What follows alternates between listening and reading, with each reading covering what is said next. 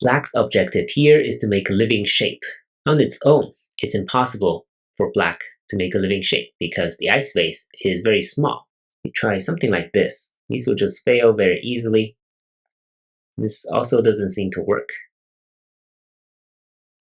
That's why black must think of ways to use this stone, which is already dead. But potentially, black can make white's liberties tighter, and maybe some good things will happen. Right? So the first move is very hard to think of. It's actually right here. What happens now is that if white captures, black can bump here. If white connects, then this will be great. This is just enough ice space for black to live. That's why number 4 will probably be here. And now black can Atari here and play a number 7. Now white must capture these 2 stones, and black will be able to live at number 11. That's why 1, 3, and 5 can guarantee black success. If white connects here, this is potentially a sharper move, but black can play here, and because eventually black's number 5 right here will be sente, right? White must capture, otherwise black will capture these 4 stones and make a living shape.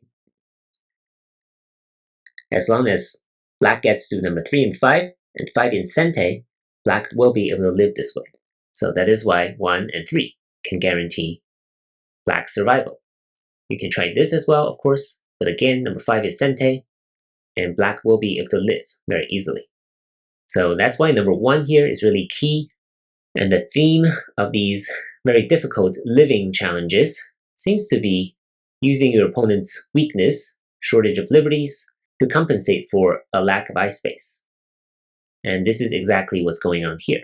So even though white starts off not being short on liberties, black can make certain moves to make it short on liberties. And that's why these techniques are quite difficult to find. But hopefully, as you're doing these problems, your skills will improve. Good luck, and thank you for watching.